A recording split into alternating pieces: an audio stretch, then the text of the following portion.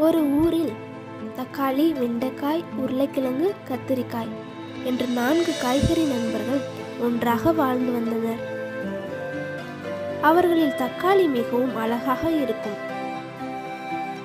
அதனுடைய கன்னங்கள் பளபளவென்று ஜொலித்துக் கொண்டிருக்கும்.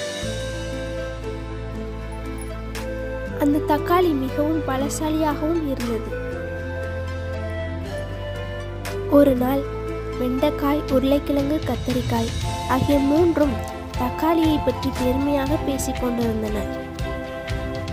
இதை 2 எலிகள் கேட்டுக்கொண்டிருந்தன. அந்த எலிகள் தங்களுக்கிடையே பேசிக் கொண்டன, நாம் எப்படியாவது இந்த தக்காளியை ருசி பார்த்தாக வேண்டும். எனவே அந்த 2 எலிகளும் இரவு தக்காளி தூங்கும்போது அதை கடத்தி செல்லலாம் என்று முடிவு செய்தனர். இரவு தக்காளி நன்றாக படுத்து தூங்கிக் கொண்டிருந்தது.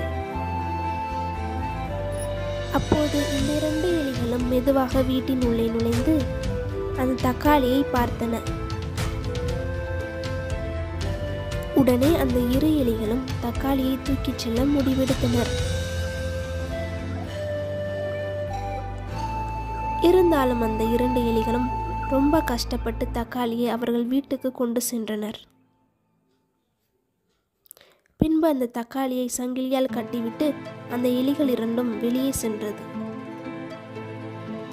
சிறிது நேரத்திற்கு பிறகு தக்காளி கண் விழித்து பார்த்தபோது தான் சங்கிலியால் கட்டப்பட்டு இருப்பதை பார்த்து அதிர்ச்சி அடைந்தது. உடனே பலசாலியான அந்த தக்காளி தன்னுடைய பலத்தை பயன்படுத்தி அந்த சங்கிலியை உடைத்தது. அதன் பின்னர் தக்காளி அங்கிருந்து தப்பித்து தன் நண்பர்களிடம் சென்று நடந்த அனைத்தையும் கூறியது. நண்பர்களான கத்திரிக்காய், உருளைக்கிழங்கு, வெண்டைக்காய் மற்றும் தக்காளி ஆகிய 4 பேரும் அந்த 2 எலிகளை பிடித்து நன்றாக பந்தாடினர். அதன் பிறகு அந்த எலிகள் 2 பேரும் அவர்களிடமிருந்து அடி வாங்கி கொண்டு வலியால் அழுது கொண்டே தங்களுடைய இடத்தை தேடி ஓடினர். அப்போதுதான் அந்த எலிகளுக்கு அந்த 4 நண்பர்களின் ஒற்றுமையை பற்றி புரிந்தது. இக்கதையினால் அறியப்படும் நீதி என்னவென்றால், ஒற்றுமையினால் எதையும் சாதிக்க முடியும். ஒற்றுமையை